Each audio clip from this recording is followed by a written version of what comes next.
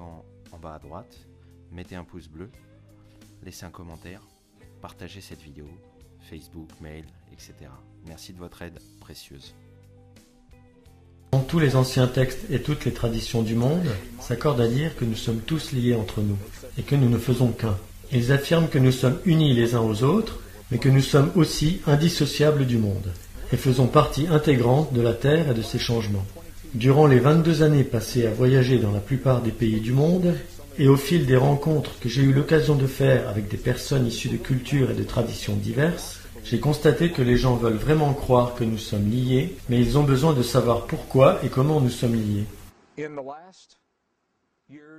À la fin du XXe siècle et maintenant au début du XXIe siècle, la science a permis à ceux qui ont besoin d'un raisonnement logique avant de croire, de faire justement ce lien et de voir de quelle façon nous sommes connectés au monde et comment nous l'influençons. Mais également comment en honorant cette connexion à travers notre cœur, nous avons la capacité de littéralement influencer les champs magnétiques de notre planète et par conséquent notre vie, notre santé et notre bien-être physique. Ces choses sont en effet liées au champ magnétique de la Terre. L'événement qui a permis d'attirer notre attention sur ce phénomène s'est produit aux alentours du 11 septembre 2001. À cette époque, les États-Unis possédaient 2 satellites appelés GOES, qui signifie, je crois, satellite opérationnel géostationnaire environnemental. Le premier positionné dans l'hémisphère nord et l'autre dans l'hémisphère sud. Ces satellites avaient pour mission de mesurer le champ magnétique de la Terre et de renvoyer des relevés toutes les 30 minutes. Les résultats de ces relevés révélaient généralement des changements mineurs. Well, it was in September of 2001 that Or, le 11 septembre 2001, les scientifiques ont observé que les résultats des relevés indiquaient que quelque chose de relativement anormal se produisait, comparé à ce qu'ils avaient l'habitude de voir.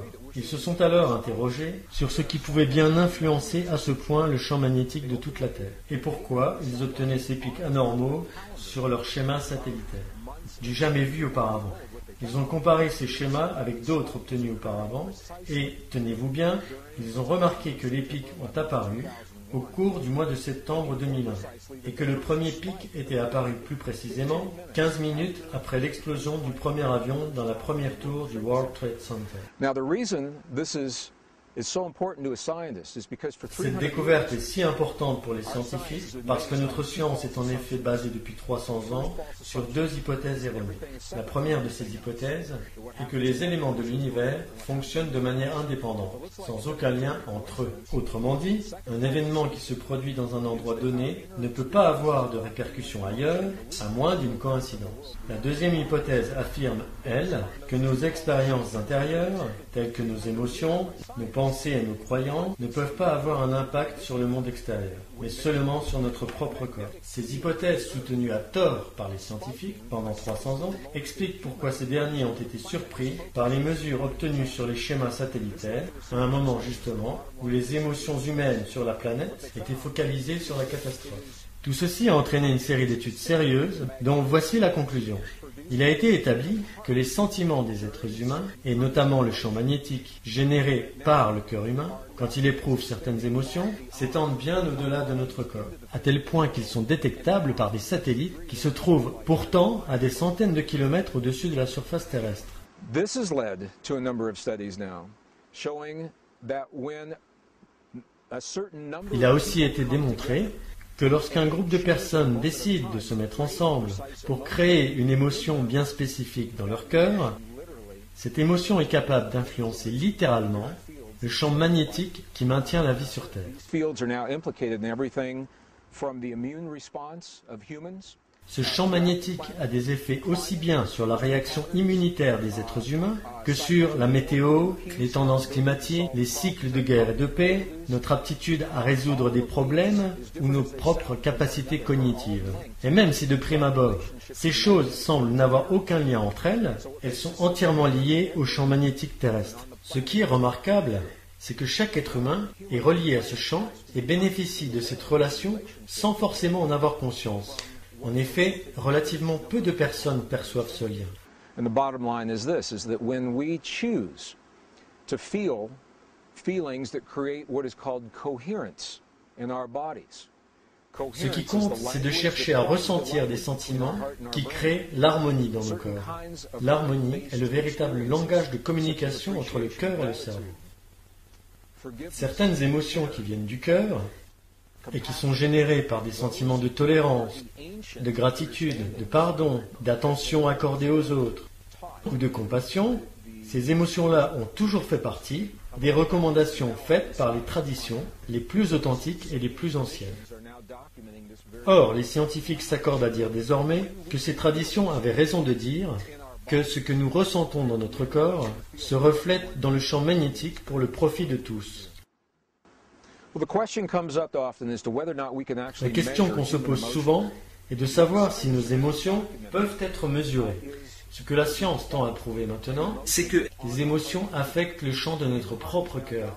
En effet, le cœur humain est considéré comme le plus puissant générateur électrique, mais aussi magnétique du corps. C'est important, car on nous a toujours dit que le cerveau était le lieu où nos actes prennent naissance. Le cerveau possède un champ électrique et aussi un champ magnétique, mais ces champs sont relativement faibles comparés à ceux du cœur. Le champ électrique de ce dernier est environ 100 fois plus puissant que celui du cerveau, tandis que son champ magnétique est 5000 fois plus important. 5000 fois, vous vous rendez compte? Et ce qui est important, c'est que le monde physique que nous connaissons est composé de ces deux champs énergétiques, le champ électrique et le champ magnétique, c'est-à-dire les champs électromagnétiques. Nos propres livres de physique nous disent que si nous modifions le champ magnétique ou le champ électrique d'un atome, nous changeons littéralement l'atome en question, c'est-à-dire la matière dont nos propres corps sont faits. Or, il apparaît que le cœur est conçu pour agir aussi bien sur les champs magnétiques et électriques de notre corps que sur ceux du monde qui nous entoure. Et ce sont les émotions créées dans le cerveau et dans le cœur qui sont responsables des modifications créées dans les champs électromagnétiques.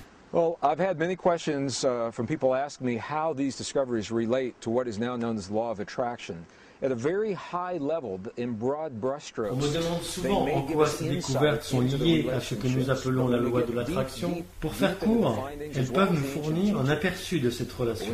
Mais quand on cherche plus loin, aussi bien dans les découvertes que dans les enseignements du passé, nous apprenons qu'il s'agit en réalité moins d'une attraction que d'un reflet. Je m'explique. Dans le monde qui nous entoure, et la science nous le dit, il y a un champ énergétique qui est à la base de toutes les réalités physiques et qui est désormais connu sous différents noms, comme par exemple le champ. Et à ce propos, Lynn McTaggart a écrit ce superbe livre intitulé « Le champ de la cohérence universelle » qui aborde l'essence quantique. Certaines personnes le nomment l'esprit de la nature. Certains scientifiques l'appellent l'esprit de Dieu, d'autres la matrice, ou encore la matrice divine. En 1944, le fondateur de la théorie des quantas, Max Planck, identifia ce champ qu'il appela la matrice. Et c'est de là que vient ce mot. Ce que nous commençons à comprendre, c'est que lorsque nous créons des sentiments par rapport à ce que nous choisissons d'expérimenter dans nos vies, comme par exemple lorsque nous choisissons de façon consciente d'avoir une relation parfaite ou l'abondance dans notre vie, ou d'obtenir notre propre guérison, ou celle des personnes qui nous sont chères, lorsque nous créons ces sentiments donc, ces derniers modèlent les champs magnétiques et électriques de notre cœur et modifient littéralement les éléments de cette essence quantique, ou cette soupe quantique si vous voulez, permettant ainsi au schéma que nous avons créé dans notre cœur de se manifester dans le monde physique. Il s'agit donc moins d'attraction d'un point de vue scientifique que d'une création consciente en nous d'un fondement, que la structure de l'univers vient ensuite modeler pour refléter dans le monde physique les sentiments que nous avions fait nôtres. In the world around us to simply mirror reflect what we've claimed. In other words, en d'autres termes, et comme on l'a déjà entendu dire, nous devons être dans notre vie cela même que nous voulons voir se manifester dans le monde. Et la science nous fournit désormais de bonnes raisons de comprendre pourquoi il en est ainsi. Vous me demandez combien d'individus sont nécessaires en vue de créer un certain type d'émotion dans leur cœur au point d'avoir des répercussions sur le monde. On est en train de changer d'avis là-dessus. Dans les années 1970 et 1980, lors des études faites sur les effets Maharishi et sur la méditation transcendantale, il a été largement prouvé qu'il existe une interdépendance entre la conscience humaine et le monde environnant. Ça, c'est un fait. Par contre, ce qui n'a jamais pu être démontré, C'est ce qui se passe précisément dans le corps des individus lorsqu'ils créent tel ou tel effet. C'est à cette époque qu'une formule a été créée. La formule énonçait tout simplement que si l'on arrive à créer un effet avec un certain nombre d'individus, il suffit d'avoir la racine carrée d'1% d'une population donnée pour produire l'effet des... Chaîne YouTube Spiritualité. Si vous aimez cette vidéo et si vous voulez plus de vidéos, abonnez-vous en cliquant en bas à droite, mettez un pouce bleu, laissez un commentaire, partagez cette vidéo, Facebook, mail, etc. Merci de votre aide précieuse. J'ai été éduquée en tant que scientifique dans un univers de sciences dures, physiques, terrestres, dans les années 60 et 70. Il n'y avait pas de place au sein de cette éducation, pas de possible envisagé pour les choses dont nous parlons ici. Le genre de choses qui suggèrent que notre monde intérieur, nos pensées, nos émotions, nos croyances peuvent influer d'une manière ou d'une autre sur le monde qui nous entoure. Et c'est à travers l'expérience directe que j'ai commencé à comprendre que c'est là un grand secret que tout le monde connaît, sauf nous, les Occidentaux. Quasiment toutes les autres cultures que nous pouvons visiter depuis les monastères en Égypte, au Tibet, en Bolivie, en Inde, au Pérou, les traditions indigènes, les petits villages dans les montagnes des Andes, ils savent tous, eux, qu'il existe cette expérience que nous pouvons vivre à l'intérieur de notre corps qui influe sur le monde d'une manière ou d'une autre. Et nos sciences n'ont tout simplement pas permis historiquement à cette connaissance d'exister. J'ai été éduquée en tant que scientifique et entraînée à observer le monde qui m'entoure pour trouver mes réponses, alors j'ai commencé à visiter ces endroits. Je me suis rendue dans les monastères, dans tous ces endroits que j'ai mentionnés, et c'est à travers l'expérience directe, assis en présence de gens qui ont vécu et pratiqué le genre de tradition que Louise Hay et d'autres auteurs avec lesquels j'ai la chance de partager ce stage et ces informations auxquelles ils nous forment. Et ce que nous commençons à comprendre, c'est que c'est ici que les sciences se trompent doublement sur deux hypothèses présumées sur lesquelles s'appuient les sciences modernes. Elles sont en train d'en faire le tour et corriger ces hypothèses à présent. Mais la première est que l'espace, que nous croyons vide, n'est en réalité pas si vide. Il est empli d'une essence vivante, d'un matériau vivant que nous commençons tout juste à comprendre. C'est la première. Et la seconde est le fait, et c'est bien un fait à présent, que nous pouvons avoir des expériences à l'intérieur de nos corps qui influencent le monde au-delà de nos corps à travers le conduit de ce qui est dans cet espace.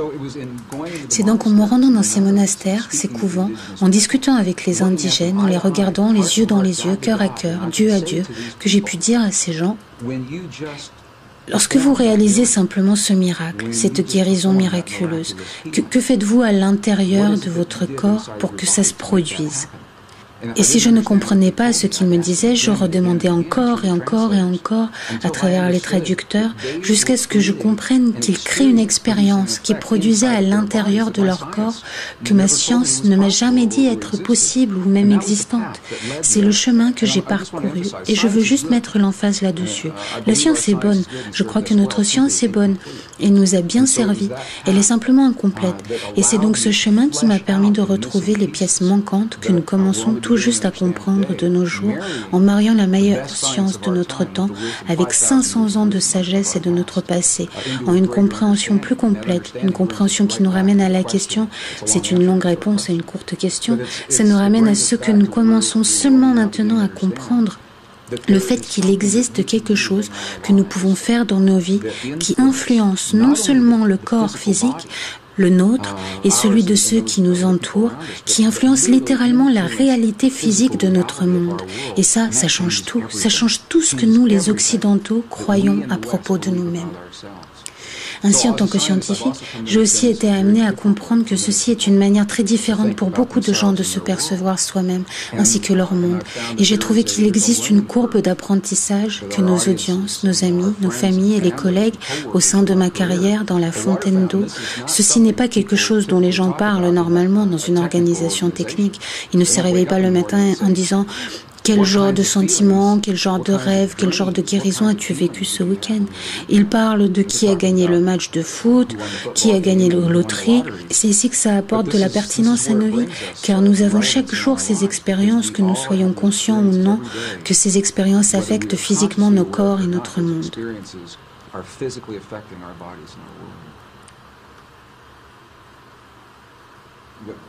La science occidentale commence à présent à comprendre, ces dernières années seulement, du XXe et les premières du XXIe siècle, c'est à présent un fait scientifique. L'espace entre les choses est tout sauf vide.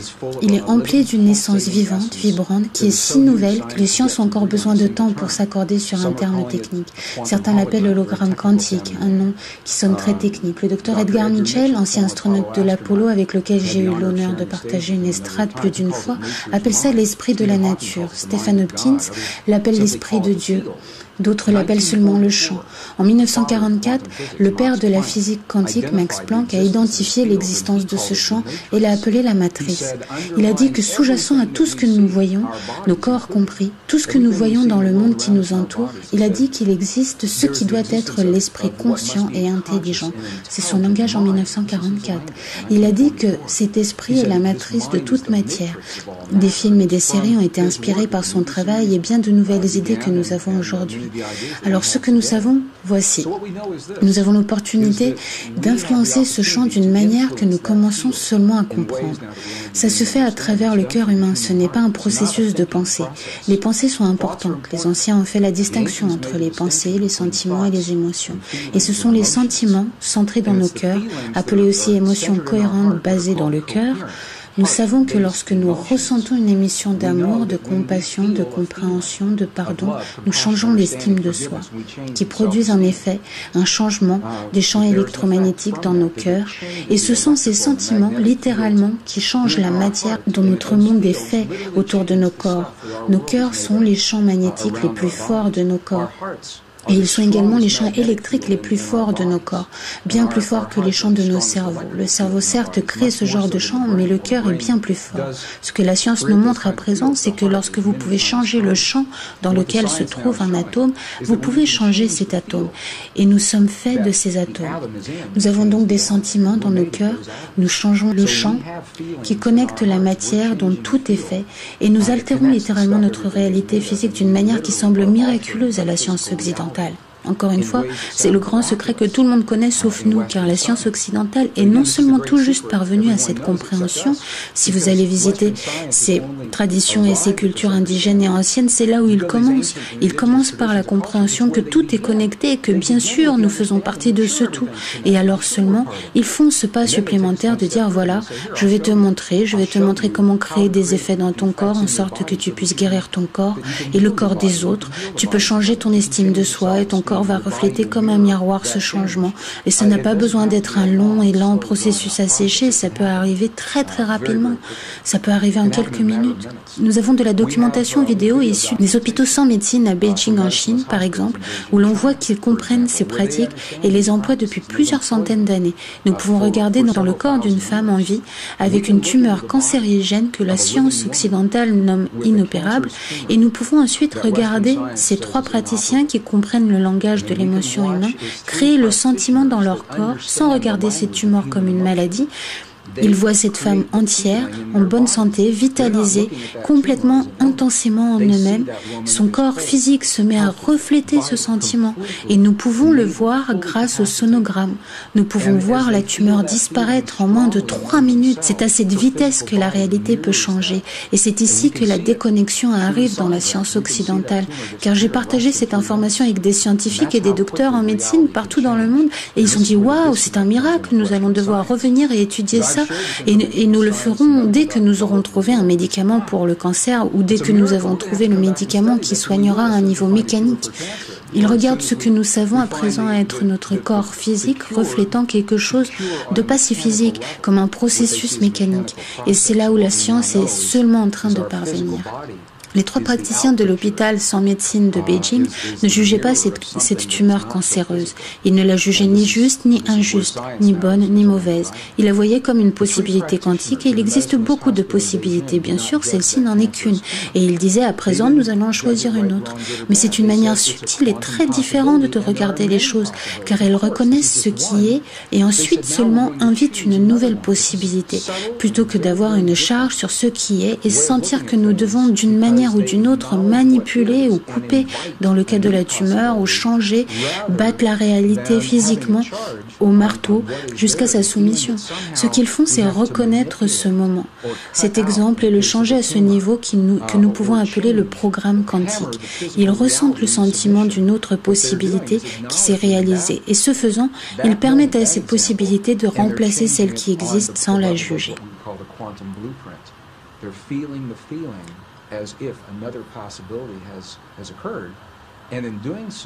Allowing that possibility to replace the one that exists without judging the one that exists. J'étais un ingénieur en aérospatial à Denver, Colorado, durant les dernières années de la guerre froide, dans les années 80, à l'époque où le fameux nuage brun inondait Denver de pollution. Et nous ne pouvions tous conduire le même jour. Nous devions organiser le covoiturage et un jour, je me suis rendue chez un ami ingénieur. C'était ma semaine d'astreinte et j'y suis arrivée un peu en avance. Je n'avais jamais été chez lui et je lui ai demandé si je pouvais utiliser sa salle de bain. J'y suis entrée et j'y ai trouvé des petits post-it d'affirmation partout dans la salle de bain qui disaient « Ma partenaire parfaite se manifeste pour moi maintenant ». Ma partenaire parfaite se manifeste pour moi maintenant. Nous sommes entrés dans sa voiture et il y avait des post-it partout sur le tableau de bord, le rétroviseur. Ma partenaire parfaite se manifeste pour moi maintenant. Et bien sûr, j'ai su de quoi son bureau avait l'air. De la même manière, il les avait accrochés partout sur les murs et son écran d'ordinateur. Je lui ai demandé, est-ce que ces affirmations fonctionnent pour toi? Il m'a dit non, ça n'a jamais marché. Et je lui ai demandé, pourquoi penses-tu que ça n'a pas marché? Et il m'a dit, regarde-moi, qui voudrait être avec quelqu'un comme moi? Je ne suis qu'un ingénieur. Vous voyez, il avait une très faible estime de soi et j'ai commencé à penser à la manière dont il appliquait les affirmations et la manière dont d'autres personnes les appliquaient avec beaucoup de succès. Et la différence que j'ai trouvée, c'était que pour lui, il s'agissait d'un processus de pensée qui n'a jamais dépassé ce qui se passait dans son esprit et dans l'image qu'il se faisait de lui-même, sa propre estime. La pensée est importante. Les anciens sont très clairs à ce propos. Dans les textes sanscrits, ils nous disent que la pensée est l'image de la possibilité quantique. En d'autres mots, dans le domaine des possibilités, tout existe déjà. La relation parfaite de mon ami est la pire qu'il n'aura jamais vécue, la plus lumineuse des lumières, la plus obscure des obscurités. Nos plus grandes guérisons et nos plus grandes souffrances, toutes ces possibilités sont déjà là. Et ce qu'il nous invite à faire, dans ces traditions anciennes, c'est d'atteindre ces possibilités dans notre esprit. Ça, c'est le pouvoir de notre esprit.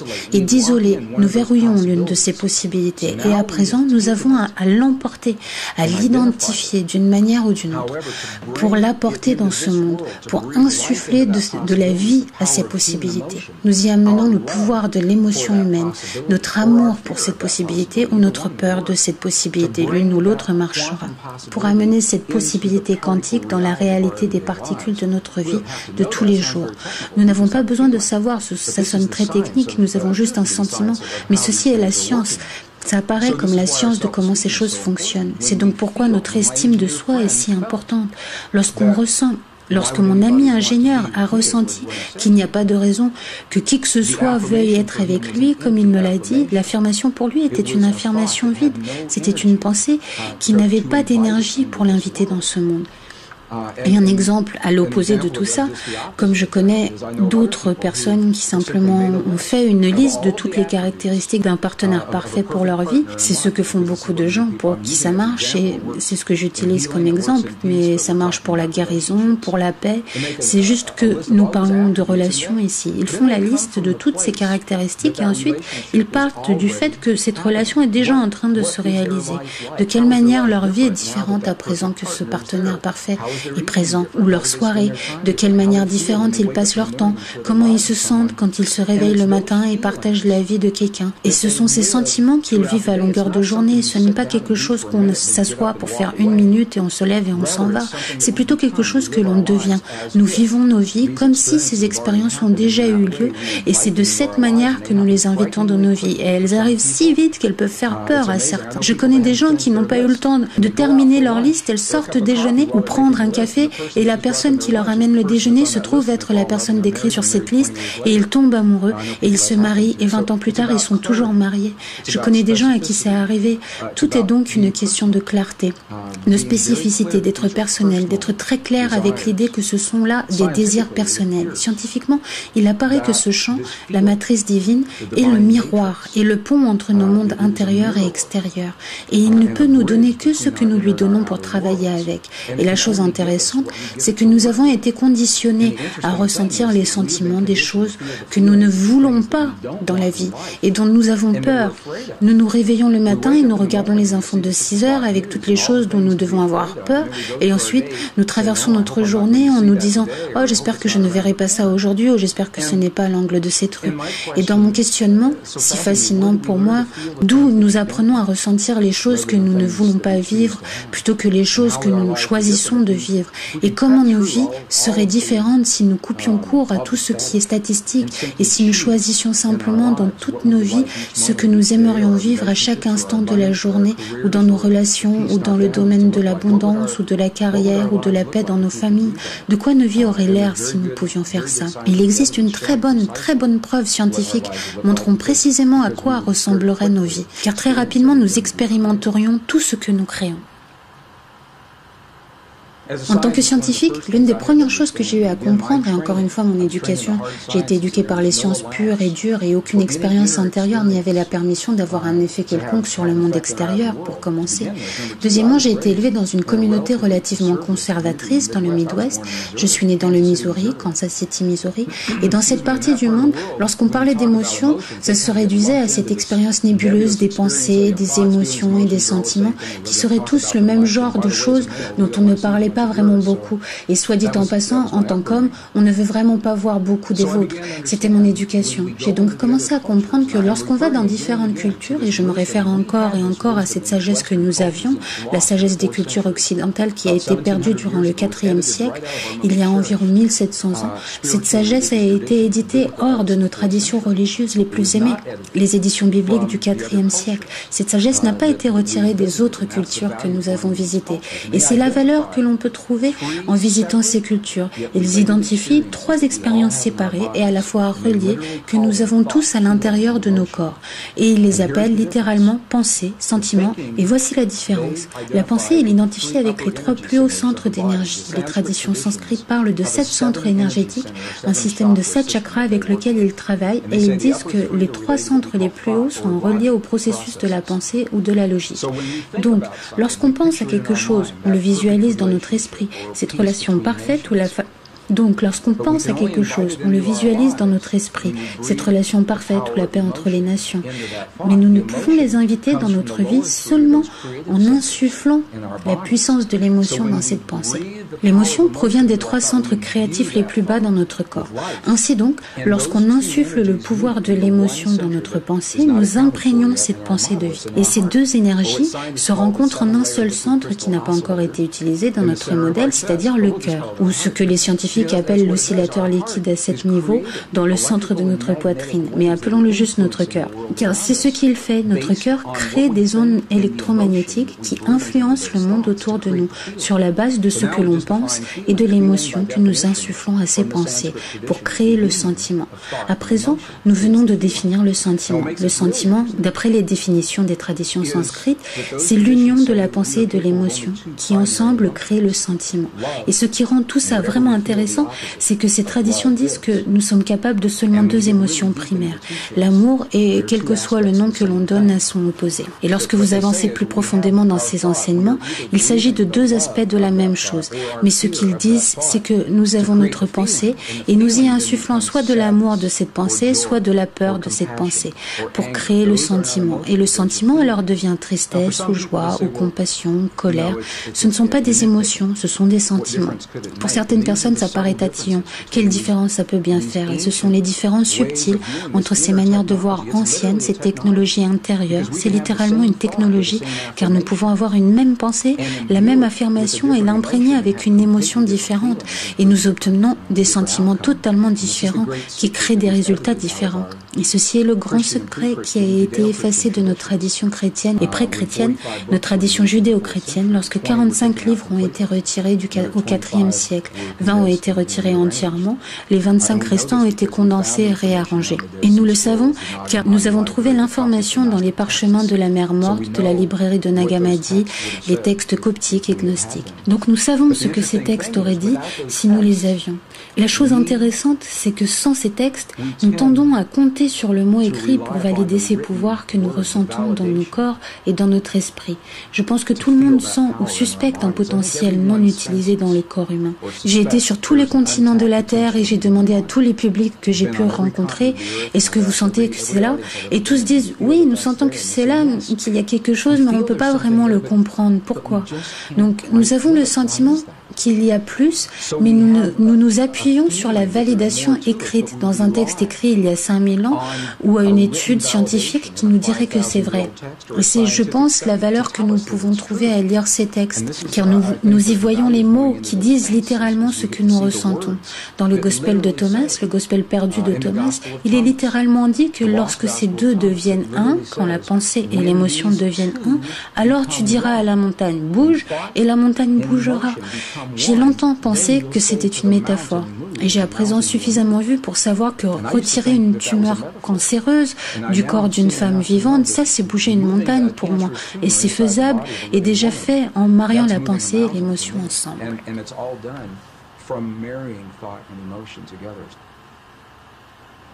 En 1998, j'ai fait mon premier voyage dans les montagnes de la Chine centrale et du Tibet. Et c'est à cette époque que nous avons eu une audience avec un abbé, un leader dans une secte particulière, un monastère. Et cet homme est mort il y a quelques années seulement. Je suis donc très heureux que nous avons pu parler avec lui à l'époque. C'est à cet homme que j'ai posé une question que j'ai posée à chaque prêtre, chaque nonne, chaque chaman au Pérou et en Bolivie. Et c'est de cet homme que j'ai reçu la réponse la plus claire. Je lui ai posé cette question. Lorsqu'on vous regarde prier de l'extérieur, on vous voit chanter pendant 16-18 heures par jour et on voit les cloches et les bols et les mudras et les mantras et les gongs et les carillons et les encens. Nous vous regardons prier de l'extérieur, mais que faites-vous de l'intérieur? Et cet homme m'a regardé et m'a dit, tu n'as jamais vu nos prières, car nos prières ne peuvent pas être vues. Ce que tu vois sont les choses que nous faisons pour créer le sentiment dans nos corps. Et c'est le sentiment qui est la prière. Et alors il m'a posé une question à son tour grâce à un traducteur. Il m'a dit, comment faites-vous ça dans votre culture? Et j'ai commencé à y penser et à réaliser que lorsque nous avons perdu les mots dans nos traditions spirituelles les plus aimées, qui nous disaient que le sentiment est un langage qui parle à nos corps dans ce monde, lorsque nous avons perdu les mots qui valident ce savoir et que nous avons commencé à croire que les mots eux-mêmes étaient les prières ou même les affirmations et que si nous disions ces mots le nombre de fois requis au bon moment de la journée ou de l'année, nous avions prié. Et alors, si elle ne marchait pas, nous devenions frustrés, nous disant ma prière ou cette affirmation n'a pas marché pour moi parce que nous avons perdu le lien avec le sentiment et l'émotion.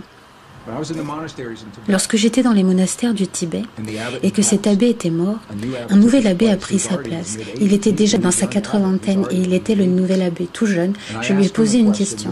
C'était en 2005, nous revenions tout juste et je lui ai demandé quelle est la force dans votre tradition, dans votre système de croyance? Quelle est la force qui connecte l'univers, qui maintient le tout? Avec l'aide d'un traducteur, il m'a répondu d'un seul mot. Et j'ai cru que j'avais mal entendu. Je lui ai demandé de répéter. Et il a répété. La compassion. Et je lui ai dit, attendez. La compassion est-elle la force qui maintient le tout ou le sentiment que nous expérimentons dans nos corps? Et il m'a dit oui. Et ça a été très puissant pour moi de comprendre ça, car ça dit que nous avons la capacité de sentir dans nos corps cette chose qui maintient cet univers et que nous ne sommes vraiment pas si différents de ces particules quantiques dans les étoiles au-dessus de nous ou dans la tumeur qui est en face de nous et la souffrance de nos aimés ou la paix entre les nations. Tout fait partie d'un même tout. Le challenge est d'en faire plus qu'un exercice intellectuel. Comment sait-on que nous sommes partie du tout? L'une des manières qui m'a aidé à aboutir à cette réalisation a été l'expérience réalisée en 1997 à Genève, en Suisse. Ça a fait la une des journaux. 3500 journalistes scientifiques ont assisté à cette expérience. Ils en ont fait des documents et ça n'a pas fait la une de Time Magazine ou de USA Today, même si je pense que ça aurait dû. Ce que cette expérience a montré, c'est que si on prend cette matière dont le monde est fait, une particule de cette matière, une particule, et même si on divise cette particule et qu'on envoie chaque partie de la particule à différents endroits, ce qui a été fait lors de cette expérience. Ils ont séparé une particule en deux et ont envoyé un bout de 7 miles dans une direction et l'autre 7 miles dans la direction opposée. Il y avait 14 miles de distance et même si elles étaient séparées physiquement, elles étaient toujours connectées énergétiquement, en sorte que lorsque l'une des particules était perturbée, l'autre vivait la même expérience et parfois l'autre particule agissait comme si elle avait vécu l'expérience avant que la première ne soit perturbée par les scientifiques. Et c'est ahurissant. Comment cela peut être? Mais ce que cette expérience nous dit, c'est qu'une fois que la matière est physiquement jointe, même lorsqu'elle se sépare, l'énergie est toujours là pour les maintenir connectés. Voilà pourquoi c'est important pour moi. Parce que si on recule suffisamment dans le temps, toutes les particules de matière de tout cet univers qui est en expansion étaient toutes reliées ensemble dans une seule particule de la taille d'un pois vert. C'est ce que nous disent les scientifiques aujourd'hui et ce que les modèles sur ordinateur suggèrent. Si on pouvait aller dans l'univers aujourd'hui et prendre toutes les particules de la matière en retirant tout l'espace entre les deux et les compresser, les ramener les unes contre les autres dans un espace de la taille d'un pois vert, ça veut dire que vous et moi et tous ceux qui écoutent, nous avons tous été partis de cette même particule qui crée cet univers entier aujourd'hui. Et même si ces particules sont maintenant séparées et en expansion, et les études montrent qu'elles le sont, énergétiquement, nous sommes encore tous reliés. Lorsque nous avons perdu l'information qui nous disait que nous sommes tous partis de tout ce que nous pouvons voir, nous nous sommes retrouvés sur un chemin très technologique, dépourvu de la sagesse qui nous incluait dans l'équation. Nous pensions donc qu'il y avait le monde extérieur et que nous étions séparés de ce monde. Et à présent, ce qui se passe, c'est que notre technologie a été si loin que notre propre existence est menacée par les technologies que nous avons développées, que ce soit les guerres ou les virus ou les changements climatiques. Je crois que la boucle est à présent bouclée. Pour survivre à notre époque, dans l'histoire, nous devons nous réinscrire dans l'équation. Nos prières, nos affirmations, nos croyances, notre langage, et lorsqu'elles sont prononcées par le langage du cœur, elles ont un impact direct et puissant sur nos corps ainsi que sur le monde qui nous entoure. Et ça nous invite à être très très conscients de ce que nous avons vraiment dans le cœur, la vérité sur le monde que nous y maintenons. Car nous le vivons dans nos vies, la lumière la plus lumineuse et l'obscurité la plus obscure, les plus grandes peurs et les plus grandes joies. Ce que nous commençons à comprendre, c'est que l'émotion humaine, dans le sentiment d'une croyance, est littéralement un langage non verbal que ce champ reconnaît et comprend. Et le champ travaille, comme on dit, en temps réel. Il n'a pas la notion de ce qui sera dans quelques minutes. Donc si on dit dans une affirmation dans 20 minutes, j'aimerais que mon partenaire parfait se manifeste pour moi, le champ ne connaît rien de ces 20 minutes. C'est une implication en temps réel. Et c'est pourquoi la clé, ce que disent les anciens et les prêtres, les nonnes de nos jours, ils disent d'être très spécifiques lorsque nous choisissons ce que nous voulons vivre. Parce que ce que nous faisons, ça aide si on comprend ça, ce que nous faisons, c'est que dans le monde des possibilités quantiques, dans la soupe nébuleuse de toutes les possibilités, ce que nous faisons, c'est isoler, verrouiller une possibilité dans l'espace. Et si nous ne sommes pas spécifiques à propos de la possibilité que nous choisissons, comment le champ pourrait-il être plus spécifique à propos de ce qui nous amène dans notre réalité ? Quoi qu'il nous en coûte pour en arriver au point où nous pouvons transcender les limites des lois physiques et de la biologie telles que nous les avons connues par le passé, nous avons le pouvoir en nous qui transcende ces lois. Nous sommes plus que nos erreurs, plus que nos souffrances, plus que les limites auxquelles nous croyons par le passé. Et c'est là que je dis, waouh, ça m'inspire vraiment.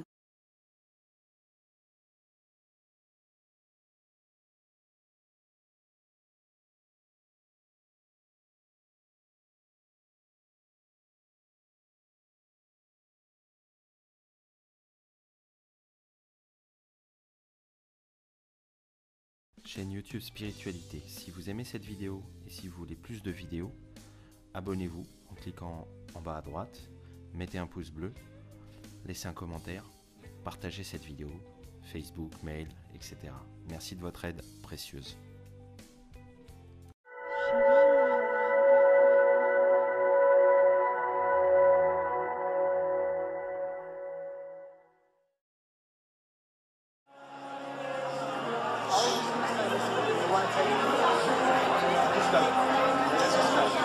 Let's do this.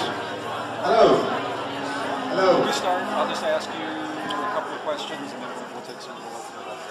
We'd like to welcome two friends. Greg Wade and Joe Dispenza, please. Thank you.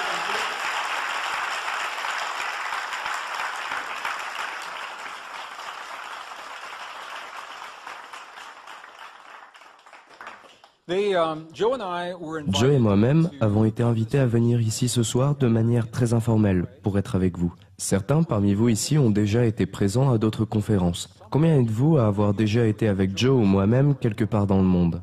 Joe, vous êtes en famille ici. Et vous êtes quand même venu?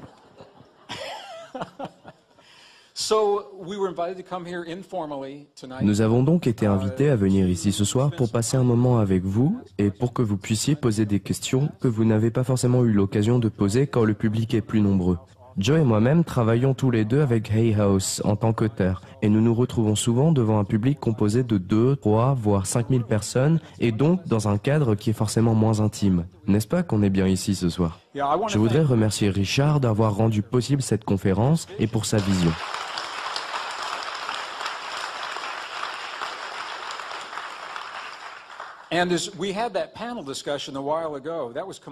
Nous avions eu cette discussion il y a quelque temps déjà lors d'une autre conférence. C'était un échange très libre. Et chaque fois que quelqu'un posait une question, je ne pouvais pas m'empêcher de penser que ce serait parfait d'avoir un public comme celui que nous avons ici ce soir. Je me disais, si la fin du monde devait avoir lieu aujourd'hui, ça n'aurait pas lieu, mais si ça devait être le cas, n'est-ce pas que ce serait un très bon groupe pour commencer un nouveau monde?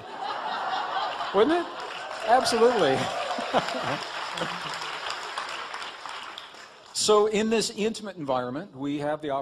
Donc, dans le cadre intime qu'est le nôtre, nous aurons l'opportunité d'avoir quelques échanges avec vous et nous répondrons à vos questions. Et j'ai demandé à Joe si je pouvais lui poser la première question. Je vais donc demander à mon cher ami, mon frère et mon collègue Joe Dispenza. Comment ça va, Joe? Je vais bien, merci. Nous avons dîné ensemble, donc tu sais que je vais bien.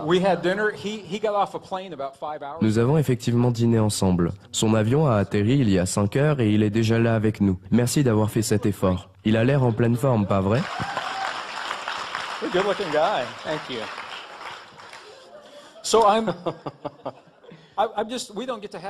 Nous n'avons pas souvent l'occasion d'avoir une conversation comme celle-ci. Puis-je lui poser la première question? Joe. Hi. Just between you and me. Like if nobody else is listening. We both have done this work for a number of years. Joe, juste entre nous, imagine qu'il n'y avait personne d'autre pour écouter notre conversation. Nous faisons tous les deux ce métier depuis quelques années. Nous avons vu le monde changer, probablement plus vite que quiconque n'aurait pu l'imaginer. Nous savions que ce changement allait se produire, mais il s'est produit trop vite. La question que je te pose est la suivante. Es-tu optimiste par rapport à notre avenir et la direction que nous prenons? La dernière fois, tu disais que nous avions la capacité de changer, que nous avions une neuroplasticité qui va au-delà du cerveau. Penses-tu que nous changeons suffisamment vite pour faire face aux exigences de notre monde aujourd'hui? C'est la question que je voulais te poser. Il va nous falloir une bouteille de vin et environ 2 heures. Greg a dit que nous vivions dans un monde qui est fait d'extrêmes et je pense que si vous êtes en vie et que vous n'avez pas remarqué que la température, je ne parle pas du réchauffement climatique mais de l'intensité de l'énergie. Si vous n'avez pas remarqué qu'elle s'est accrue, c'est que vous n'en avez pas encore pris conscience. Non seulement le temps s'accélère, mais la technologie fait que de plus en plus de choses arrivent dans un laps de temps de plus en plus court. Et si vous regardez de près tous les paradigmes, tous les systèmes en place, qu'il s'agisse du système politique ou du système économique, si vous examinez le modèle religieux, l'environnement, si vous regardez le modèle éducatif ou le modèle médical, vous verrez que ces différents paradigmes commencent tous à s'effondrer. Et la raison numéro 1 à cela tient au fait qu'il y a une grande abondance en matière d'information. La vision monolithique et paternaliste avec une figure d'autorité, un prêtre, un médecin, un gouverneur, un chef ou un roi qui possède toutes les informations et choisit l'information à diffuser à des gens qui sont ignorants entre guillemets, ça c'est une superbe manière de contrôler les gens. Ajoutez à cela un peu de culpabilité, un peu de peur, de la souffrance et la rivalité, et vous pouvez quasiment faire fonctionner les gens comme si c'était de la matière, de simples corps physiologiques, de la matière qui veut changer la matière. Et cela prend une quantité considérable d'efforts et d'énergie à faire. Mais parce que ces systèmes s'effondrent, je veux dire, nous en avons parlé tout à l'heure. Juste pensez à ce qui se passait il y a 30 ans en arrière. Quand vous alliez chez le médecin et que celui-ci vous disait, vous savez quoi, vous avez telle ou telle maladie. Et vous allez devoir probablement essayer ce traitement ou nous allons pratiquer l'ablation de cet organe ou essayer cette thérapie ou prenez ce médicament. Il y a 25-30 ans en arrière, la plupart des gens signaient sur une ligne en pointillé et donnaient leur accord. Et il y avait une autorisation d'opérer stipulant que si votre vésicule biliaire ne fonctionne pas ou si votre appendice est mal en point, il sera enlevé. Et le patient disait « Oh merci, c'est formidable ». Tandis qu'aujourd'hui, vous allez voir un médecin ou un professionnel de santé pour un diagnostic et la première chose que vous faites une fois que vous avez le diagnostic, c'est quoi? Vous rentrez chez vous et vous faites des recherches, pas vrai? Vous vous renseignez. Et si vous passez 2, 3 ou 4 heures ou 2 jours, vous saurez autant que votre médecin sur cette maladie. Et dans certains cas, vous serez même au courant des choix alternatifs dont il n'a probablement pas connaissance lui-même. Et du coup, vous retournez chez votre médecin et vous lui dites « Vous savez quoi, je veux essayer ce traitement ou cette thérapie. » Et il vous répondra « Mais ça ne marche pas, ce n'est même pas la peine d'essayer. » Je ne sais pas comment ça marche au Royaume-Uni, mais aux États-Unis, les gens réagiraient en se disant « Vraiment, il est temps que je me trouve un autre médecin. » Je veux quelqu'un capable de me soutenir dans la réalisation de mes objectifs de santé. Je veux quelqu'un susceptible de me conseiller et de m'aider à quantifier ce que je fais, sans mépris et sans négativité par rapport au choix que je fais. Et les recherches montrent que les gens qui ont une bonne opinion du traitement qu'ils suivent guérissent plus vite. Donc le fait que tant de systèmes soient en train de s'effondrer me rend à vrai dire optimiste. Parce que pour que quelque chose de nouveau puisse se produire, le vieux doit littéralement disparaître. Avec un bémol cependant. Car je pense que lorsque les choses se mettent à s'effondrer, les gens ont alors tendance à vivre dans la peur, dans le besoin. Ils se mettent à rivaliser en vue d'obtenir ce qu'ils veulent parce qu'ils vivent dans un état de conscience dominé par le manque. Ce type de conscience, ce type d'énergie, cette mentalité fait alors propager le même système et reproduit le passé. C'est l'histoire qui se répète. Cela étant dit, tous les messages que vous entendrez ce week-end portent en réalité sur la cohérence du cerveau et celle du cœur. Et mes recherches, tout comme celles de Greg et de beaucoup d'autres personnes présentes ici, vous montreront que ce sont là les deux ingrédients dont vous avez besoin pour frayer votre chemin dans les conditions chaotiques de votre vie. J'ai été invité en Espagne pour parler aux 17 ministères du pays durant la crise, car ils voulaient savoir ce qu'ils pouvaient faire pour s'en sortir. Et voilà donc que débarque cet Américain blanc qui allait parler de la crise dans un pays qui partait à la dérive.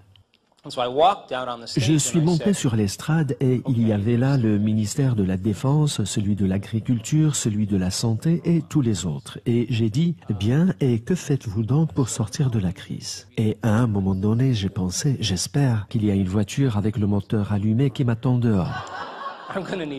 Car je vais devoir m'enfuir. Mais c'était une question importante parce qu'ils devaient, voyez-vous, regarder à l'intérieur d'eux-mêmes et non pas à l'extérieur. Et je leur ai dit, comment faites-vous pour devenir surnaturel? Comment faites-vous pour commencer à susciter le changement? Ce qui veut dire par conséquent que lorsqu'il y a une crise, lorsqu'il y a de la pénurie, c'est là qu'il faut donner. Quand il y a la peur, quand il y a l'hostilité, c'est là qu'il faut faire preuve d'amour, de courage et de compassion. Quand tous les autres se mettent à porter des jugements, c'est là qu'il faut se montrer coopératif. Et si nous continuons à faire des choses qui ne nous sont pas naturelles, tôt ou tard, nous devenons surnaturels. Nous devons donc faire face aux changements qui ont lieu dans le monde avec un tout autre état d'esprit. Nous devons vraiment commencer à unifier. Et parmi les ingrédients susceptibles de créer cette unité, il y a ce qu'on appelle les sentiments élevés, tels que le souci de l'autre, la gentillesse, l'amour, la coopération et le sentiment de faire partie d'un tout. Voilà les valeurs que nous devrions cultiver dès maintenant, d'instant en instant. Et quand vous commencez à puiser dans votre propre potentiel et dans vos propres ressources, cela a pour effet de rendre moins nombreux vos besoins quant aux choses qui vous sont extérieures. Ce qui fait que tout d'un coup, les entreprises et les organisations qui cherchent à promouvoir le consumérisme, parce que c'est comme ça qu'ils font leurs bénéfices, ne pourront plus obtenir ce qu'elles veulent. Car vous êtes moins contrôlés, moins séduits par leurs offres. Dans un sens, je suis donc plutôt optimiste parce que je comprends bien que ces changements produiront quelques dégâts. Mais je suis aussi très excité parce que je sais que nous tous avons, à un certain niveau, négocié notre présence ici. Mais je pense aussi qu'à un autre niveau, et après avoir été témoin de personnes ordinaires ayant accompli des choses inhabituelles, des personnes qui ont pu changer leur vie et créer des expériences de vie miraculeuses. Je pense que nous avons tous cette capacité. Et de toutes les conférences, celles qui m'intéressent le plus sont celles où l'on se met à la besogne et on fait des choses. C'est là où je veux être la plupart du temps, parce que tout le reste pour moi, c'est de la conversation mondaine. Par contre, lorsque vous réussissez à faire face à vos propres limitations, lorsque vous arrivez à surmonter des émotions qui vous ont maintenu arrimé au passé pendant 30 ans et que vous libérez votre corps de leur emprise, vous commencez à libérer de l'énergie. Et un paysage tout neuf se dessine alors pour votre avenir. Parce que vous ne voyez plus celui-ci à travers votre ancienne vision du monde. Lorsque vous n'avez plus besoin de compromettre votre vie émotionnelle en réagissant toujours de la même manière, alors vous devenez un exemple à suivre pour les autres. Donc, pour commencer à changer toute cette affaire, il faut commencer par changer nous-mêmes. Et si nous faisons ça, nous devenons pour les autres un exemple à suivre. Quelle belle époque pour vivre. Nous ne devons jamais attendre que la science nous ait autorisé à faire l'inhabituel. Nous devons faire l'inhabituel encore et encore, de façon à ce que les scientifiques, surpris par ce qu'ils voient, ils nous disent « Mais comment diable faites-vous ça ?» C'est ça la vraie science d'après moi.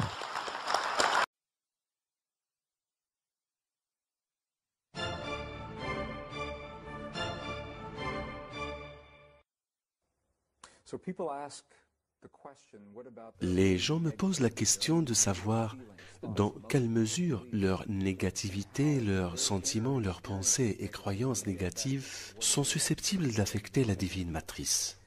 Ce que les anciennes traditions disent à ce sujet, car l'expérience de la négativité n'est pas quelque chose de nouveau. Nous expérimentons le même sentiment que nos ancêtres ont expérimenté il y a 2500 ans de cela. Ce que les anciennes traditions et les anciens textes disent, c'est que notre expérience ne devient une expérience positive ou négative que si nous jugeons notre expérience personnelle, que si nous lui donnons de l'importance en fonction de nos perceptions et nos croyances. Et tant que nous ne faisons pas ça, l'expérience reste une simple expérience. La question est donc, pourquoi portons-nous un jugement sur nous-mêmes et comment nous nous jugeons? Et la guérison consiste justement en notre capacité à ressentir tout ce que le monde nous donne à ressentir.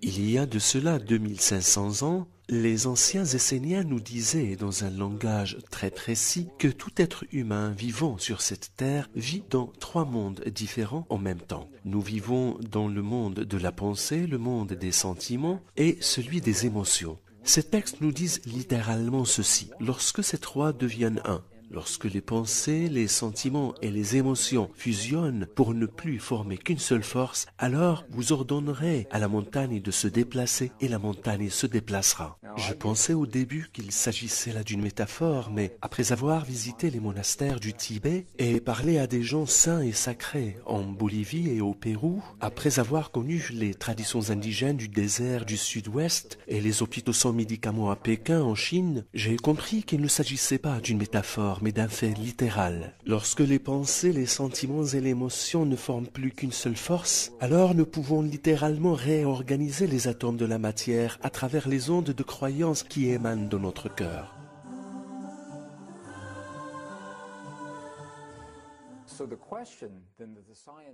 Donc la question que les scientifiques se posaient était la suivante. Puisque nous savons que cette expérience marche, puisque nous savons que lorsqu'un groupe de gens se mettent ensemble et partagent une expérience qui vient de leur cœur pendant un certain temps, ce qui a été fait dans le cadre du projet international de paix au Moyen-Orient par exemple. Dans le cadre de ce projet, des gens se sont réunis pour ressentir des sentiments de paix durant la guerre israélo-libanaise au début des années années 80. Et pendant le temps de cette expérience, pendant qu'il créait ces sentiments, les statistiques ont montré que les actes terroristes avaient complètement cessé pendant ce temps. Les attaques criminelles avaient diminué, de même que les admissions dans les urgences ou les accidents de circulation. Les scientifiques se posaient cette question. Ils disaient, si la prière était réellement efficace, alors pourquoi ça n'a pas duré? Et c'est là que réside le cœur, le secret des anciennes traditions. Et c'est ce qui n'a pas encore été saisi par beaucoup de gens aujourd'hui. Et en effet, les scientifiques pensent que cette expérience que l'on ressent dans le cœur est quelque chose que nous faisons à un moment précis. Vous vivez votre vie quotidiennement et à un moment donné de la journée, vous arrêtez ce que vous faisiez pour faire cette expérience du cœur, cette prière. Et lorsque la prière est finie, vous retournez à votre vie quotidienne. Et le cœur des enseignements des anciennes traditions est très clair. En effet, l'expérience du cœur n'est pas quelque chose que nous faisons, mais quelque chose que nous devenons.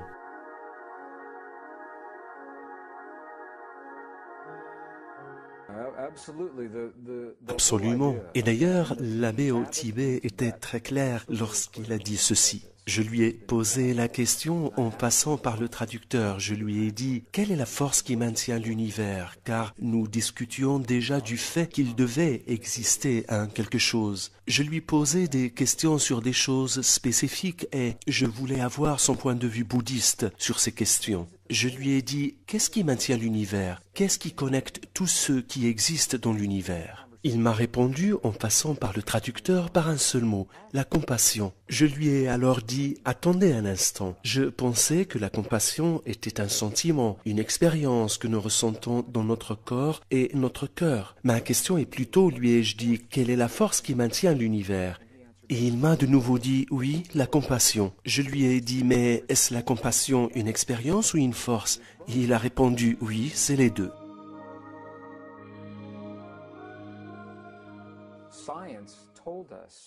La science nous dit que nous ne pouvons être que soit du côté de la science ou du côté de la spiritualité, car ce sont deux choses complètement différentes. Quand j'étais enfant, je pensais que la science et la spiritualité ne formaient qu'une et une seule chose. Je croyais que les autres pensaient la même chose, même si nous n'en parlions pas. Je pensais que lorsque nous étudions la science, nous comprenons la nature et le fonctionnement du monde, et par voie de conséquence, Dieu lui-même.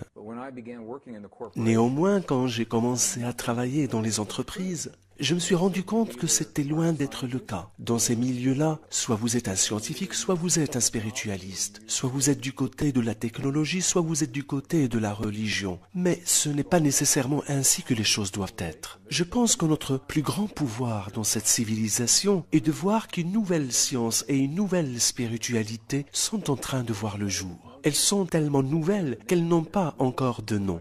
Nous ne savons pas comment les appeler, et c'est d'ailleurs mieux ainsi, car qui dit nom dit règle ou quelqu'un pour s'approprier le nom. C'est en tout cas un beau mariage entre la technologie et la science que nous avons aujourd'hui, et des notions qui nous ont servi pendant plus de 5000 ans.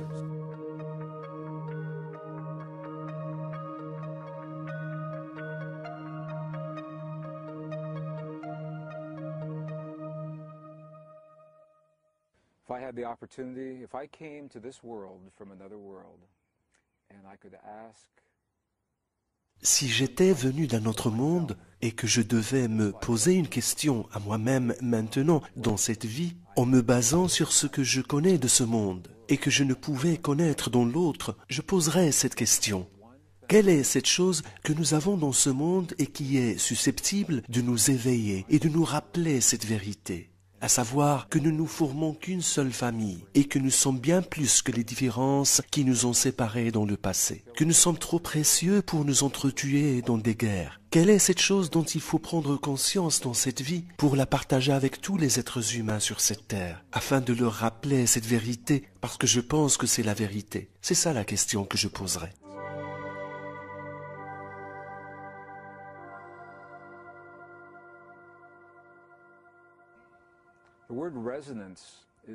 Le mot résonance est un très beau mot dans notre langue et qui veut tout simplement dire que lorsque deux énergies trouvent moyen de se synchroniser, par exemple, je suis moi-même guitariste et je vais utiliser la guitare comme exemple. J'ai deux guitares dans la même chambre. J'ai une guitare posée contre un mur et une deuxième posée contre un autre mur.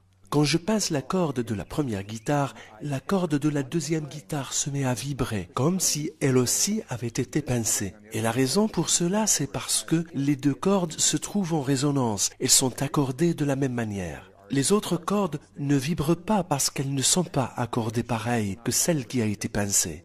C'est un principe formidable parce que ça veut dire que lorsque nous trouvons la résonance dans notre cœur, nous pouvons accorder notre corps de la même manière que nous accordons un instrument musical.